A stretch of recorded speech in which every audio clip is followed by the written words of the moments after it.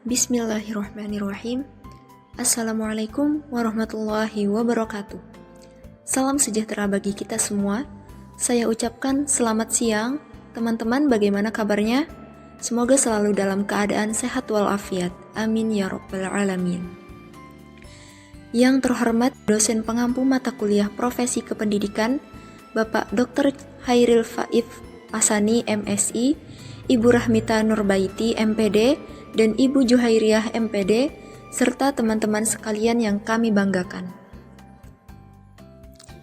Pertama-tama, marilah kita panjatkan puji syukur kepada Allah Subhanahu wa Ta'ala karena telah memberikan rahmat dan karunia-Nya sehingga kita dapat berhadir pada presentasi siang hari ini, walaupun secara daring. Sholawat dan salam tidak lupa selalu kita panjatkan kepada Nabi Muhammad SAW yang telah menjadi suri teladan bagi seluruh umat manusia. Sebelumnya, perkenalkan kami dari kelompok 6 akan membahas topik mengenai perlindungan dan penghargaan terhadap guru. Nama saya Mailina Safitri dengan NIM 2110118120009 sebagai moderator sekaligus akan menyampaikan materi pertama. Adapun anggota kelompok 6 yaitu Diva Fitria Susanti dengan NIM 2110118120014, Gusti Ayu Azahratwa dengan NIM 2110118220013, Muhammad Iqbal dengan NIM 2110118210001, Nurul Hidayah dengan NIM 2110118120005, Nur Inayah Fitriani dengan NIM 2110118220027, dan yang terakhir Nur Syifa Suryani dengan NIM 2110118220020. Baik, sebelum masuk ke pembahasan, saya akan menyampaikan tujuan pembelajaran kita kali ini. Yang pertama, mampu menjelaskan makna dari penghargaan dan perlindungan terhadap guru. Yang kedua, mampu mengetahui tentang latar belakang adanya penghargaan dan perlindungan terhadap guru. Yang ketiga, mampu memahami uraian tentang jenis penghargaan dan kesejahteraan terhadap guru. Yang keempat, mampu memahami macam-macam perlindungan terhadap guru. Nah, pada kesempatan kali ini, kami akan membahas mengenai 4 hal. 1. Definisi penghargaan dan perlindungan terhadap guru. 2. Latar belakang adanya penghargaan dan perlindungan terhadap guru. 3. Jenis penghargaan dan kesejahteraan terhadap guru. 4. Perlindungan terhadap guru. Bagian A. Definisi penghargaan dan perlindungan terhadap guru. Tentu kita harus mengetahui terlebih dahulu apa itu penghargaan dan apa itu perlindungan. Nah, menurut KBBI, penghargaan adalah perbuatan menghargai atau sebagai bentuk apresiasi. Sedangkan perlindungan itu tempat berlindung atau perbuatan atau suatu hal dan sebagainya atau memperlindungi. Dari kedua definisi tersebut, maka penghargaan dan perlindungan terhadap guru adalah suatu penghargaan yang diberikan kepada guru, baik materi maupun non-materi, dan kegiatan melindungi guru dari hal-hal tertentu yang dapat mengganggu aktivitas keguruannya. Selanjutnya, materi akan disampaikan oleh rekan saya, Nurul Hidayah, waktu dan tempat disediakan. Saya akan menjelaskan materi tentang latar belakang adanya penghargaan dan perlindungan terhadap guru. Pendidikan merupakan salah satu sektor utama dalam pembangunan. Oleh karena itu, sudah sepastinya guru dijadikan bagian terpenting dalam melakukan perubahan terhadap suatu sistem pendidikan nasional. Tidak hanya jumlahnya yang harus mencukupi, namun mutu guru juga harus baik, karena jumlah dan mutu guru menentukan kualitas pendidikan suatu negara. Dalam rangka mewujudkan hal tersebut, salah satu upaya yang dapat dilakukan oleh suatu negara adalah memberikan pengakuan berupa penghargaan dan perlindungan terhadap guru. Pemerintah Indonesia sendiri telah mengakui profesi guru dengan menetapkan Hari Guru Nasional yang ditetapkan dalam Kepres nomor 78 tahun 1994, yaitu pada tanggal 25 November, bertepatan dengan hari kelahiran Organisasi Guru Nasional, yaitu PGRI. Penghargaan ini bertujuan menghargai jasa guru sebagai profesi, wibawa dan martabat guru, serta mengenang jasa para guru yang telah berbakti untuk mendidik siswa-siswa di Indonesia menjadi warga negara yang baik. Selain penghargaan, pemerintah Indonesia juga memberikan perlindungan hukum dengan mengeluarkan Undang-Undang Nomor 14 Tahun 2005 tentang guru dan dosen, serta Peraturan Pemerintah Nomor 74 Tahun 2008 tentang guru. Jauh sebelum Indonesia, dunia internasional juga telah mengakui guru sebagai profesi. Pengakuan ini disampaikan dalam suatu rekomendasi oleh International Labour Organization atau ILO dan UNESCO pada suatu konferensi di Paris 5 Oktober tahun 1966 yang mendeklarasikan status guru atau the status of teachers. Pada akhir konferensi, perwakilan ILO dan UNESCO menandatangani rekomendasi tersebut. Isinya berupa periwayatan hak dan tanggung jawab guru serta berbagai aspek profesi guru di seluruh dunia. Lalu, pada tanggal yang sama, di tahun 1994, UNESCO menetapkan 5 Oktober sebagai Hari Guru Dunia. Untuk materi selanjutnya akan dijelaskan oleh teman saya, Nursyifa Suryani. Selanjutnya, jenis penghargaan dan kesejahteraan terhadap guru. Penghargaan terhadap guru. Penghargaan merupakan sesuatu yang ingin dicapai oleh seseorang dalam bekerja yang berupa kompensasi yang dikeluarkan dalam bentuk tenaga atau keahlian ataupun sumber daya. Penghargaan adalah bagaimana seseorang dihargai sesuai dengan nilai dalam pekerjaannya. Penghargaan bisa diberikan dalam bentuk uang ataupun bukan uang. Guru yang memperoleh penghargaan adalah guru yang berprestasi.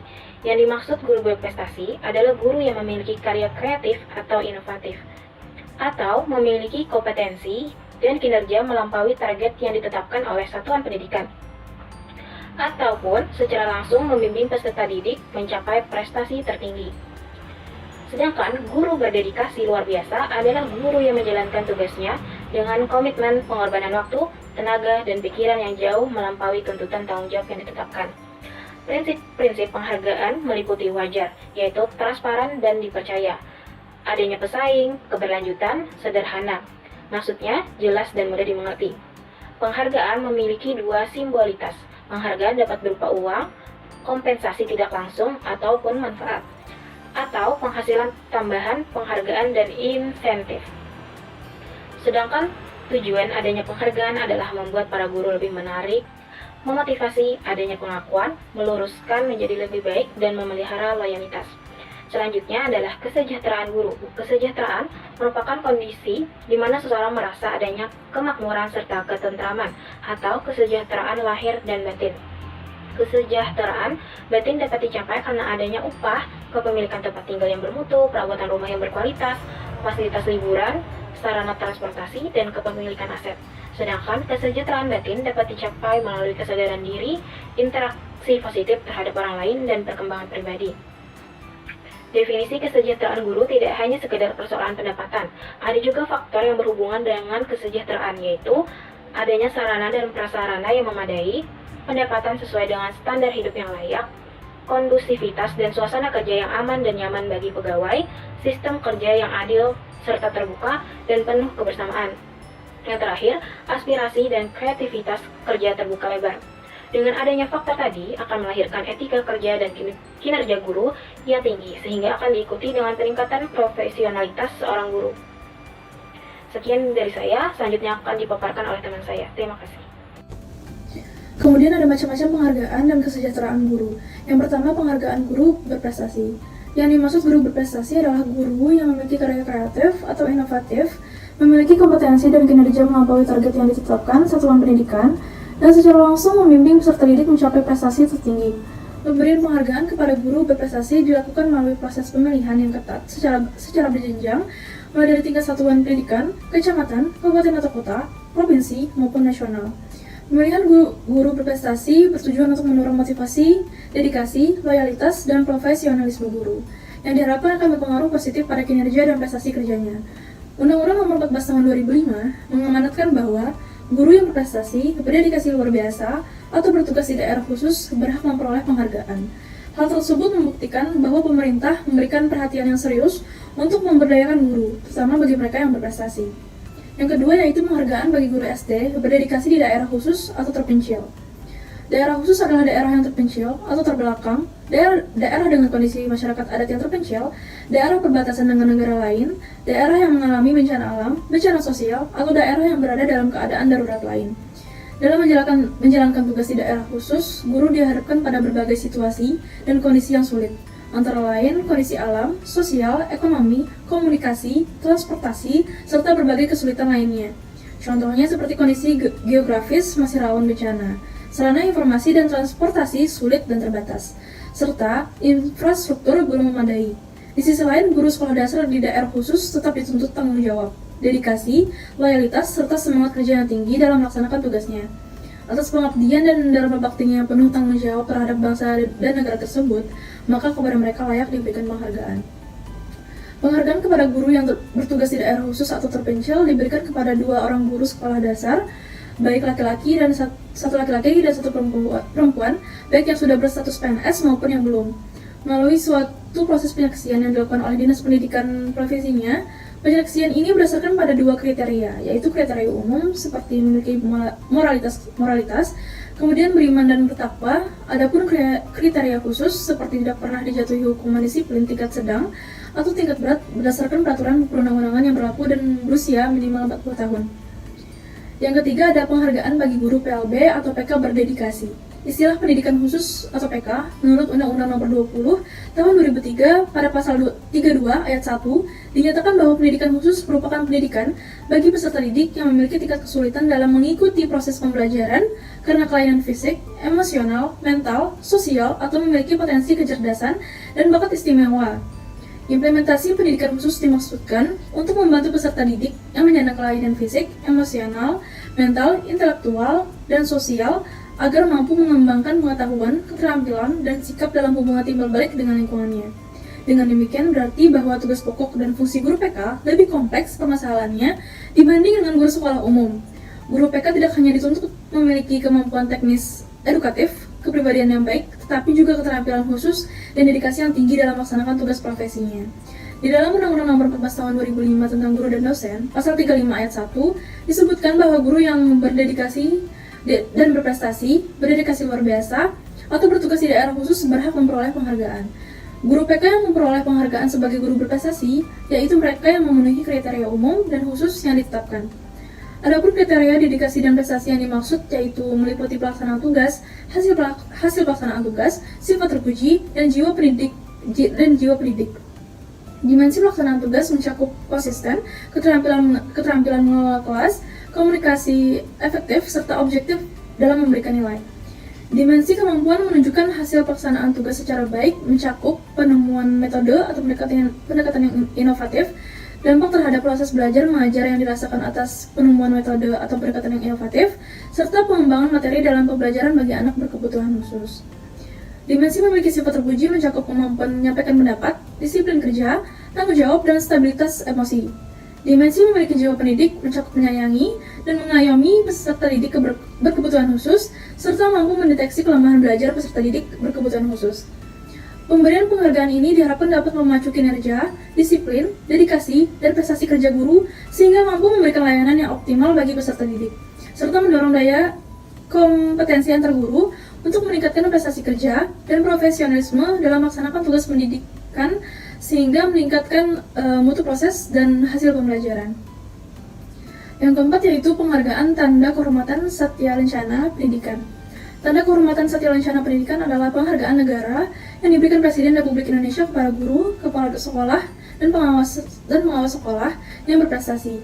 Dengan adanya penghargaan ini diharapkan pihak yang menerima Tanda Kehormatan Satya Lencana Pendidikan semakin termotivasi untuk meningkatkan komitmen dan kinerjanya dalam mewujudkan prestasi dan dedikasi terbaik dalam melaksanakan tugas dan fungsinya.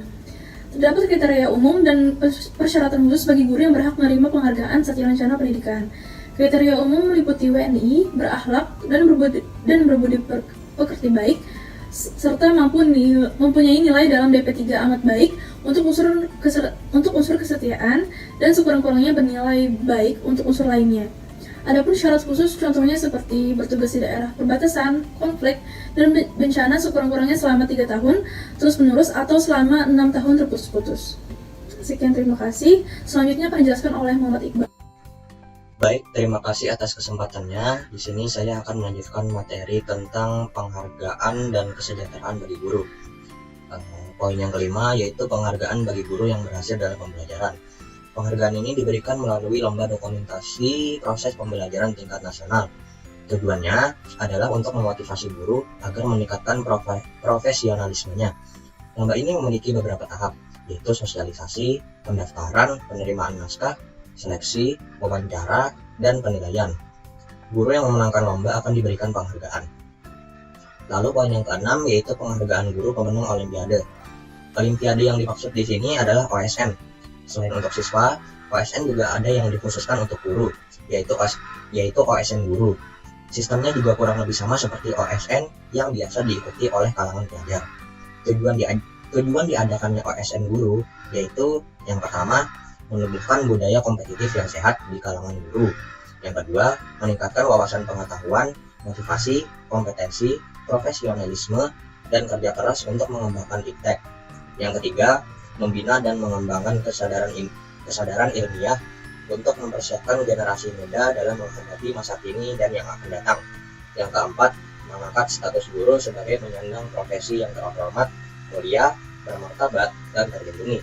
Dan yang kelima, yang terakhir, membangun komitmen mutu guru dan peningkatan mutu pendidikan dan pembelajaran secara lebih merata. Seperti halnya OSN untuk siswa, OSN untuk guru dilaksanakan secara berjenjang, mulai dari tingkat kabupaten kota, provinsi, dan nasional. Lalu yang ketujuh yaitu pembinaan dan pemberdayaan guru berprestasi dan guru berdedikasi. Prestasi yang telah dicapai oleh para guru berprestasi perlu terus dijaga dan dikembangkan, serta diimbaskan kepada guru lainnya. Oleh karena itu, sebagai tindak lanjut dari pelaksanaan pemilihan guru berprestasi, perlu dilaksanakan pembinaan dan pemberdayaannya agar pengetahuan dan wawasan mereka selalu berkembang sesuai dengan kemajuan ilmu pengetahuan dan teknologi. Dan yang terakhir yaitu penghargaan lainnya. Antara lain dari penghargaan lainnya ini yaitu program kerjasama pendidikan antar negara. Program ini bertujuan untuk meningkatkan pemahaman dan saling pengertian antar anggotanya. Dalam kerjasama ini, guru berprestasi yang terpilih mendapatkan kesempatan untuk mempelajari sistem pendidikan yang diterapkan di luar negeri. Lalu penghargaan lainnya yaitu Anugerah Konstitusi Tingkat Nasional bagi Guru Pendidikan Kewarganegaraan atau PKN di semua jenis dan jenjang, baik dari tingkat sekolah, kabupaten kota, provinsi, sampai tingkat nasional. Baik, itu saja dari saya. Terima kasih. Untuk materi berikutnya akan dilanjutkan oleh teman saya Nur Inayah Fitriani. Terima kasih atas kesempatannya. Di sini saya akan menjelaskan tentang perlindungan terhadap guru. Perlindungan hukum bagi pendidik dan tenaga pendidik. Dalam menyelenggarakan pendidikan, pastinya pemerintah telah melakukan berbagai upaya dalam memberikan perlindungan hukum bagi guru dan tenaga kependidikan lainnya. Terdapat beberapa peraturan yang pernah dibuat, yaitu yang pertama ada Undang-Undang Nomor 20 Tahun 2003 tentang Sistem Pendidikan Nasional. Pasal 40 ayat 1 berbunyi bahwa pendidik dan tenaga kependidikan berhak memperoleh A. Penghasilan dan jaminan kesejahteraan sosial yang pantas dan memadai, B. Penghargaan sesuai dengan tugas dan prestasi kerja, C. Pembinaan karir sesuai dengan tuntutan pengembangan kualitas, D. Perlindungan hukum dalam melaksanakan tugas dan hak atas hasil kekayaan intelektual, E. Kesempatan untuk menggunakan sarana, prasarana, dan fasilitas pendidikan untuk menunjang kelancaran tugas. Yang kedua ada Undang-Undang Nomor 14 Tahun 2005 tentang Guru dan Dosen. Isi pasal 14 Undang-Undang Nomor 14 Tahun 2005 tentang Guru dan Dosen ayat 1 berbunyi bahwa dalam melaksanakan tugas keprofesionalannya guru berhak A. Memperoleh penghasilan di atas kebutuhan hidup minimum dan jaminan kesejahteraan sosial, B. Mendapatkan promosi dan penghargaan sesuai dengan tugas dan prestasi kerja, C. Memperoleh perlindungan dalam melaksanakan tugas dan hak atas kekayaan intelektual, D. Memperoleh kesempatan untuk meningkatkan kompetensi, E. Memperoleh dan memanfaatkan sarana dan prasarana pembelajaran untuk menunjang kelancaran tugas keprofesionalan, F. Memiliki kebebasan dalam memberikan penilaian dan ikut menentukan kelulusan, penghargaan, dan sanksi kepada peserta didik sesuai dengan kaidah pendidikan, kode etik guru, dan peraturan perundang-undangan. G. Memperoleh rasa aman dan jaminan keselamatan dalam melaksanakan tugas. H. Memiliki kebebasan untuk berserikat dalam organisasi profesi. I. Memiliki kesempatan untuk berperan dalam penentuan kebijakan pendidikan. J. Memperoleh kesempatan untuk mengembangkan dan meningkatkan kualifikasi akademik dan kompetensi. K. Memperoleh pelatihan dan pengembangan profesi dalam bidangnya. Yang ketiga ada PP Nomor 74 Tahun 2008 tentang Guru. Pasal 39 PP nomor 74 tahun 2008 menegaskan bahwa A. Guru memiliki kebebasan memberikan sanksi kepada peserta didiknya yang melanggar norma agama, kesusilaan, kesopanan, peraturan tertulis maupun tidak tertulis yang ditetapkan oleh guru, peraturan tingkat satuan pendidikan, dan peraturan perundang-undangan dalam proses pembelajaran yang berada di bawah kewenangannya. B. Sanksi sebagaimana dimaksud dalam ayat 1 dapat berupa teguran atau peringatan, baik lisan maupun tulisan, serta hukuman yang bersifat mendidik sesuai dengan kaidah pendidikan. C. Pelanggaran terhadap peraturan satuan pendidikan yang dilakukan oleh peserta didik dan pemberian sanksinya berada di luar kewenangan guru, dilaporkan guru kepada pimpinan satuan kependidikan. D. Pelanggaran terhadap peraturan perundang-undangan yang dilakukan peserta didik, dilaporkan guru kepada pemimpin satuan pendidikan untuk ditindaklanjuti sesuai dengan ketentuan perundang-undangan. Yang keempat ada Permendikbud nomor 10 tahun 2017 tentang perlindungan bagi pendidik dan tenaga kependidikan berdasarkan pasal 2 yang menjelaskan dengan rinci tentang perlindungan untuk para pendidik dan tenaga kependidikan. Adapun bunyi pasalnya sebagai berikut. 1. Perlindungan merupakan upaya melindungi pendidik dan tenaga kependidikan yang menghadapi permasalahan terkait pelaksanaan tugas. 2. Perlindungan sebagaimana dimaksud pada ayat 1 meliputi perlindungan hukum, profesi, keselamatan dan kesehatan kerja, dan hak atas kekayaan intelektual. Yang ketiga, perlindungan hukum sebagaimana yang dimaksud pada ayat 2 huruf A yang mencakup perlindungan terhadap tindakan kekerasan, ancaman, perlakuan diskriminatif, intimidasi, dan perlakuan tidak adil dari pihak peserta didik, orang tua peserta didik, masyarakat, birokrasi, dan pihak lain yang terkait dengan pelaksanaan tugas sebagai pendidik dan tenaga kependidikan. Yang keempat ada perlindungan profesi sebagaimana yang dimaksud pada ayat 2 huruf B yang mencakup perlindungan terhadap A. Pemutusan hubungan kerja yang tidak sesuai dengan ketentuan peraturan perundang-undangan, B. Pemberian imbalan yang tidak wajar, C. Pembatasan dalam menyampaikan pandangan, D. Pelecehan terhadap profesi, E. Pembatasan atau pelarangan lain yang menghambat pendidik dan tenaga kependidikan dalam melaksanakan tugasnya. 5. Perlindungan keselamatan dan kesehatan kerja sebagaimana yang dimaksud pada ayat 2 huruf C yang mencakup perlindungan terhadap resiko A. Gangguan keamanan kerja, B. Kecelakaan kerja, C. Kebakaran pada waktu kerja, D. Bencana alam, E. Kesehatan lingkungan kerja, dan F. Resiko lainnya. Yang keenam, perlindungan hak atas kekayaan intelektual sebagaimana yang dimaksudkan pada ayat 2 huruf D, yaitu berupa perlindungan terhadap hak cipta dan hak kekayaan industri. Yang kelima, ada KUHP pasal 48, 50, 51, dan 249 tentang alasan pembenar dan pemaaf. Dalam ketentuan hukum pidana berbagai alasan yang bisa menghapus pidana atau alasan yang tidak bisa dipertanggungjawabkan oleh seorang terdakwa karena terletak di luar orang itu yaitu A. Pasal 48 KUHP adanya daya paksa, B. Pasal 249 KUHP pembelaan terpaksa, C. Pasal 50 KUHP melaksanakan undang-undang, D. Pasal 51 KUHP melaksanakan perintah jabatan. Alasan pembenar yaitu adanya sesuatu yang dapat dijadikan suatu kesadaran sebagai alasan atau latar belakang dari perbuatan seorang terdakwa yang dianggap melakukan tindakan pidana. Namun sebenarnya perbuatan tersebut secara hukum bisa diakui sebagai suatu perbuatan yang patut dan juga benar. Alasan pemaaf ialah suatu alasan yang dapat dijadikan dasar untuk menghapuskan kesalahan seorang terdakwa yang telah melakukan perbuatan melawan hukum karena terdakwa tidak dianggap bersalah. Yang terakhir, yang keenam, yaitu Rekomendasi UNESCO tahun 1966. Pada Rekomendasi UNESCO tahun 1966 dalam Danim yang terdapat pada bab jaminan masa jabatan pada pasal 46 menyatakan bahwa guru hendaklah dilindungi secara memadai terhadap tindakan sewenang-wenang yang mempengaruhi kedudukan profesional atau karir mereka. Mungkin itu saja materi dari saya, selanjutnya akan disampaikan oleh teman saya. Baik, untuk subbab materi selanjutnya yaitu upaya perlindungan bagi pendidik dan tenaga kependidikan. Semakin maraknya kasus penganiayaan terhadap guru yang dilakukan oleh peserta didik dan orang tua peserta didik seharusnya bisa menjadi sebuah pelajaran bagi berbagai lembaga pendidikan seperti lembaga profesi guru, LSM, bahkan pemerintah dan masyarakat luas sekalipun, agar bisa turut andil dalam melakukan berbagai upaya untuk memberikan perlindungan terhadap guru dan tenaga kependidikan lainnya, tentunya dengan tidak mengabaikan hak-hak warga negara lainnya. Upaya pertama yang dapat dilakukan ialah perlu dibuatnya regulasi pemerintah melalui pembuatan undang-undang yang lebih jelas dan lebih terperinci tentang perlindungan hukum terhadap pendidik dan tenaga kependidikan, sehingga dengan adanya kepastian hukum yang melindungi guru dan kependidikan lain dalam mengemban tugasnya. Regulasi yang ada saat ini masih bersifat global dan ancaman pidana bagi penganiaya terhadap guru belum dimuat di dalamnya, sehingga regulasi yang ada saat ini belum bisa dijadikan sebagai payung hukum. Jika dalam melaksanakan tugasnya, guru memiliki sebuah perlindungan hukum yang jelas, maka dengan itu guru akan merasa aman, nyaman, dan bisa berinovasi semaksimal mungkin dalam melaksanakan kegiatan pembelajaran. Selanjutnya, upaya yang kedua, yaitu membentuk lembaga atau badan advokasi hukum bagi pendidik dan tenaga kependidikan, baik di pemerintahan maupun instansi pemerhati pendidikan. Lembaga ini yang nantinya akan mensosialisasikan tentang betapa pentingnya pemahaman mengenai hukum atau gerakan sadar hukum yang dapat dijadikan rambu-rambu bagi guru dan tenaga kependidikan lainnya dalam melaksanakan tugasnya. Selanjutnya, upaya yang ketiga, yaitu menjalin kerjasama antara sekolah, orang tua peserta didik, LSM, aparat penegak hukum, dan pemerintah. Ini dapat dimulai dari membangun komunikasi yang baik antar sekolah, orang tua peserta didik, dan pemerintah. Komunikasi yang baik dapat melalui tatanan manajemen pendidikan yang ada di sekolah, seperti memaksimalkan fungsi humas sekolah.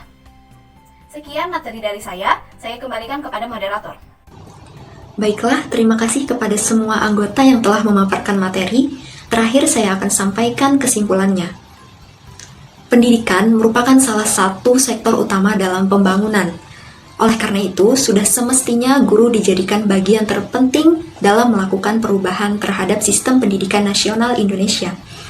Perlindungan dan penghargaan terhadap guru itu sangat bermanfaat, karena dengan adanya penghargaan, guru dapat diapresiasi dan diakui atas hasil kerjanya, serta dapat meningkatkan fungsinya sebagai guru. Selain itu, dengan adanya perlindungan, seseorang dengan profesi guru dapat bekerja dan berkarya dengan rasa aman dan nyaman tanpa adanya tekanan dari pihak lain. Nah, selanjutnya adalah sesi tanya jawab dengan beberapa ketentuan yang akan saya sampaikan di grup WhatsApp. Demikian tadi presentasi dari kelompok kami. Saya sebagai moderator memohon maaf atas segala kekurangan dan terima kasih atas perhatiannya. Semoga materi yang kami bahas ini dapat bermanfaat bagi kita semua. Kami tutup presentasi ini. Wassalamualaikum warahmatullahi wabarakatuh.